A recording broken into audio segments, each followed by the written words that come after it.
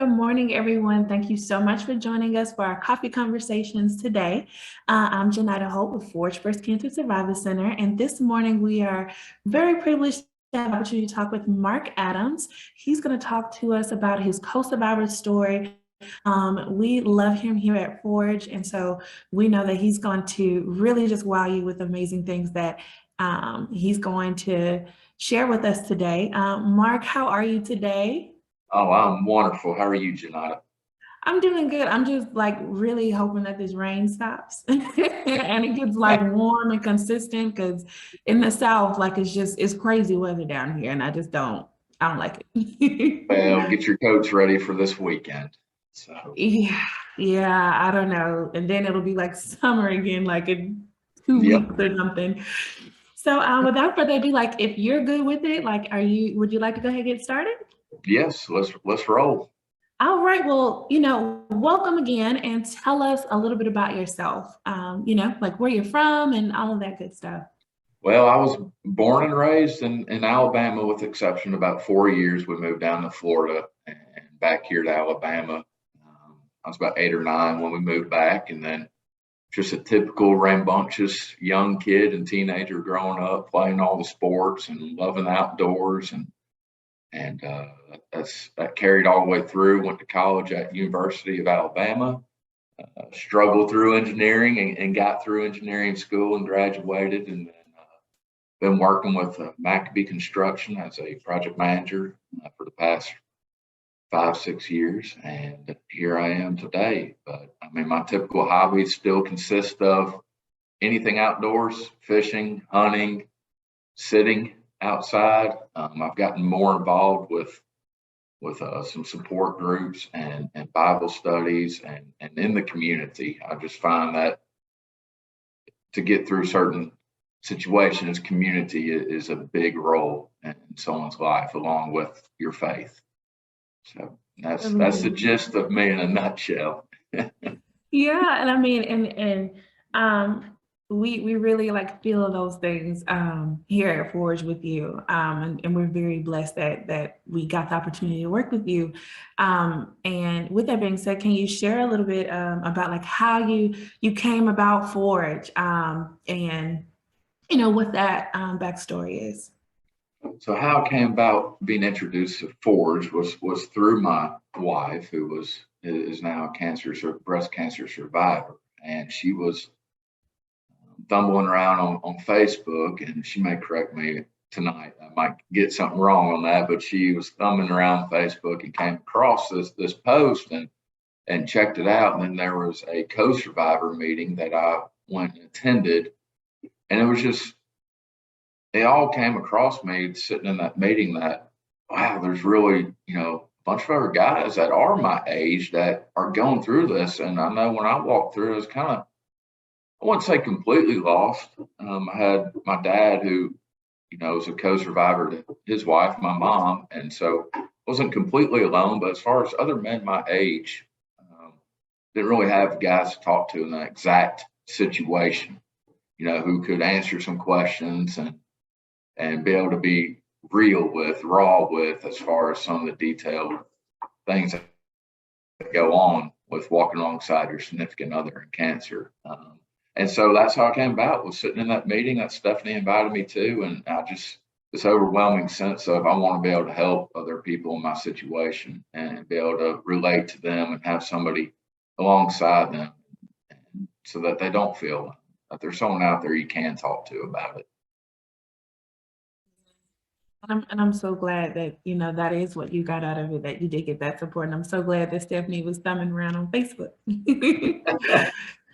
So tell us a little bit about that. Could you share a little bit of like what it was like when you and your wife found out that she had breast cancer?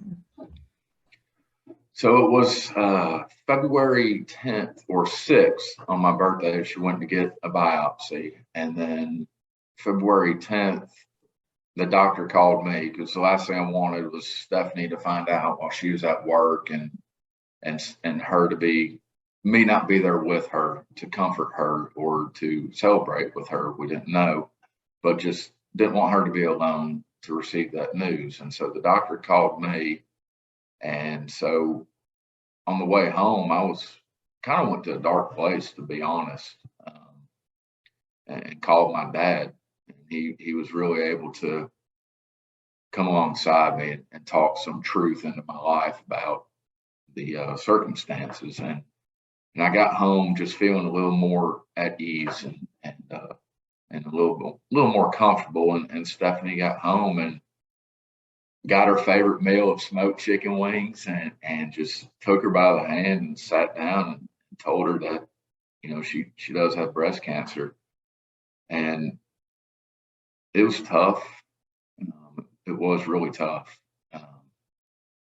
But the selfless woman that Stephanie is, she's just like, I just don't want my mom to cry, and that was just, wow, we just received, you have cancer, but she's immediately thinking of other people right away. So through that, she encouraged me and inspired me, and was able to understand what compassion really is and how you walk alongside somebody and you hurt because they're hurting.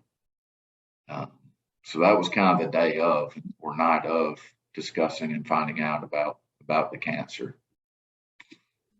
So that's a lot to take in. And like, what was it like for you? Like when you realized like, wow, like my wife is diagnosed with cancer, but she's thinking of other people. Like she's not I know. herself. Well, after that, the next day we were straight in the doctor's offices, and it was doctor office after doctor office after doctor office and tests and information that just is overwhelming. Holy cow. Where's my note taker? Where's the person to talk layman's terms to me, not all these doctor terminologies, someone cut to the chase of the reality and simplify all this. And it was a lot. And then you get into, whether or not you're going to have kids. Do we freeze eggs? Do we not?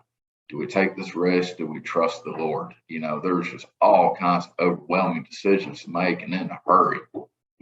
And so Stephanie and I really just came together and would back away and just solely turn it over to God and to pray about it and to trust that the right decision is going to be made when you really take the time and put your trust in that. And that's where we're at.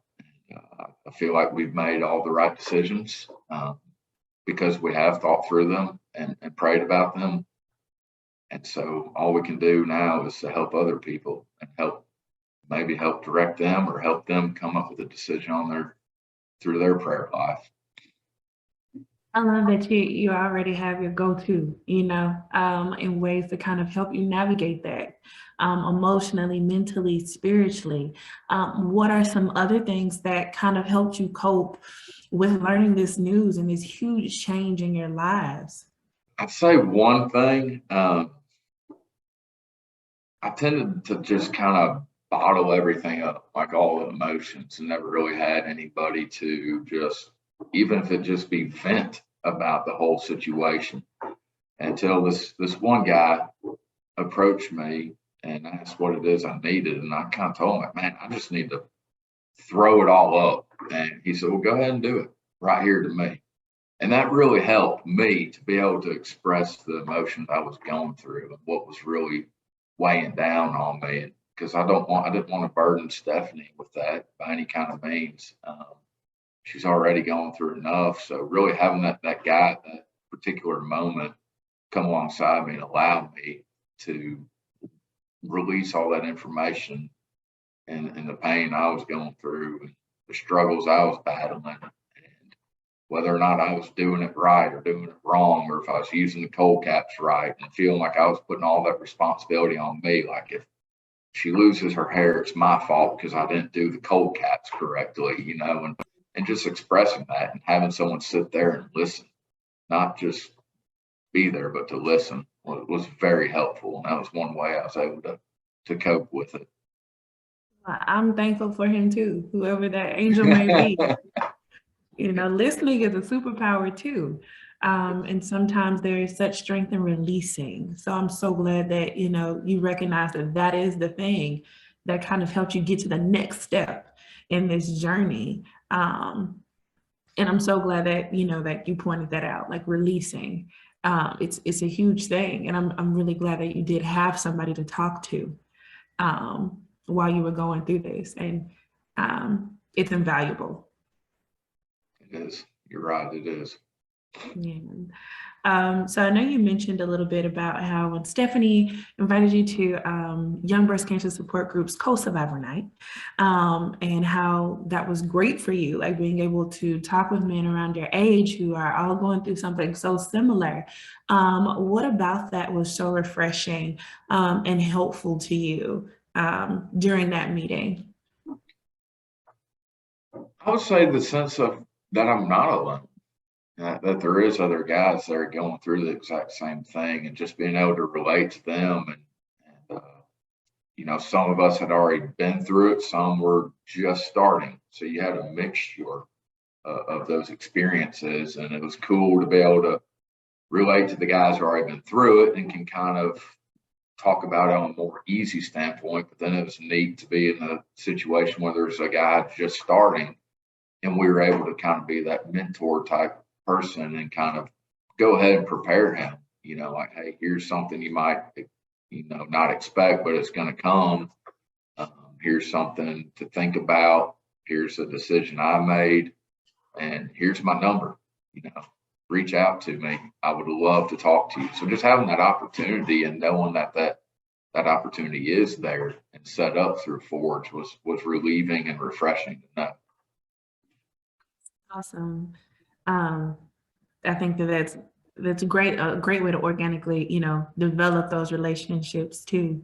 And to have like a group of people that know what you're going through as a significant other who's supporting the person through breast cancer, because you guys need support too, right? Like co-survivors need support as they're supporting someone else. So what are some ways that you think from your experience are ways that somebody can support someone who loves someone going through breast cancer? Definitely availability. Somebody that is easy to call and just to talk with. Like I had mentioned earlier about being able to just throw all this up on somebody available to do that, which I'm that person. If there's any guys listening and you just want to vent, I'm here for you. And the other thing is trying to help take some of those, what I labeled as responsibilities off of me, of the appointments, the like I felt like I had to be there for every single thing. And I wanted to be, but sometimes if I couldn't be there, I'd want somebody there that I trusted with my wife, for even a simple appointment. Just the knowing that there's somebody there supporting my wife in the event that I couldn't be there. That's refreshing. That's something that'd be a good resource. And in my situation, it was dry ice because Stephanie did the cold cat therapy to salvage her hair. And when we first started, it was I might have gone to 5 different stores to coop up enough dry ice that was needed to get these caps cold enough. And that was like, holy cow, I'd have to leave work at lunchtime in order to go find enough dry ice. So that was a lot. And thankfully, there's a guy at my parents' church that happened to own a dry ice company. And it was just such an answered prayer. This guy just said, hey, anytime you need dry ice, you just call me and come to my house. I'll have it ready for you. As simple as dry ice. That took a big burden off of me because now I didn't feel like I had to go make all these errands, and I feel like I would fail if I didn't have enough dry ice.